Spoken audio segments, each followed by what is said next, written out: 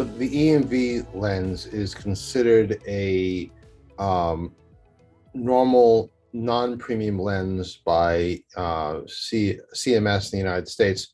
So you can't bill directly for the EMV lens. When they come out with the toric lens, then of course you'll be able to bill for that. But for the present time, we have created a refractive package. The refractive package is a limbal relaxing incision for pre-existing astigmatism. It is completely reasonable to charge patients for a limbal relaxing incision, and I charge patients $700 for my limbal relaxing incision package to improve their vision. Now, I can implant any lens into the eye at that point. I choose to implant the EMV lens by Rayner because I believe this gives the patient the most benefit. The lens gives an additional amount of near commensurate with probably better than the Vivity in my experience, and certainly better than the Eyehance lens.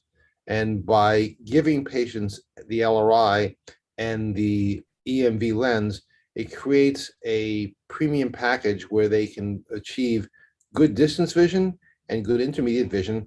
And very commonly, I'll do the non-dominant eye with a little bit of mini monovision of about a minus 0.75 to -1. And now the patient becomes relatively spectacle independent for most intermediate and near tasks, thanks to the extra reading aid of the extended depth of focus characteristics of the Rayner EMV lens. Having said all this, I want to be very clear. I'm not charging anyone anything for the EMV lens. That is part of the package that's included with the limbal relaxing incision. It would not be legal for me to bill for the EMV lens as things stand today, but I feel that this offers patients a premium outcome on their vision with the added reading associated with the EMV that just makes the patients happy with their post-operative results.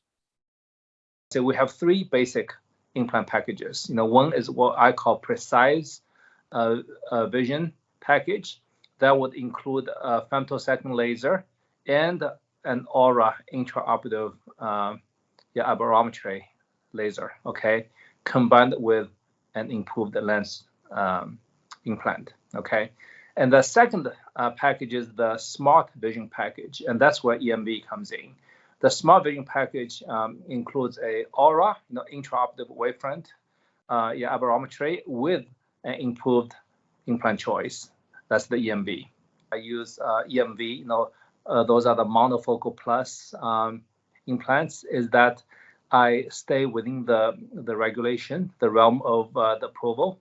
And so I basically say, hey, smart vision, we can use intraoperative wavefront aberrometry to offer you monovision or to help us to correct your astigmatism. Okay, so it's either one or two. Therefore, I use aura, combined with EMV to give patients monovision. It has to be monovision, and therefore it's a presbyopia correcting approach. In that case, we can charge. Okay, so I tell them I'm really charging them for the approach, for our expertise, for the aura, and then the implant is just in the package for free. So I don't tell them, I don't advocate that I'm charging them for the implant. So that's the key difference.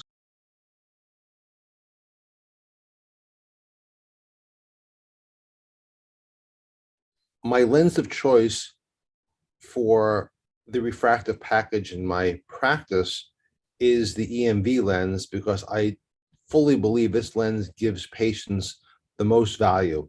It gives them quality distance and quality intermediate, and also is a perfect lens for doing mini monovision.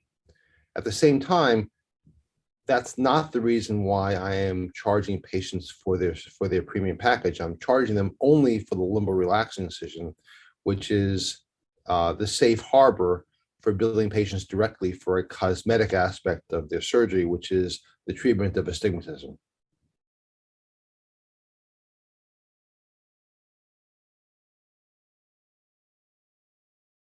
I have not had any patients complain to me about, having decreased quality of vision Okay, and also by looking at my own spreadsheet, of all my the patients that we have performed, they all have great distance vision, and I have not had any patients who pointedly complain that they notice the quality of vision being compromised, with any of the monofocal plus lenses, EMV or some of the other models. So I have not seen that at all.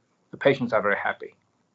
One of the concerns that clinicians have is that when they place a lens that provides additional reading, that the patients lose quality of vision at distance. Do they lose contrast sensitivity? Do they have glare and halo? And I can say unambiguously in my postoperative management of my patients who've received the Rayner EMV lens, I have not seen an increased incidence of glare and halo. The patients have tolerated the lens very well, and essentially has all of the visual characteristics of a conventional monofocal lens, but the extra value of the extended depth of focus technology. So this lens has become a very important lens in my practice because it gives patients that extra value without degrading their vision at distance.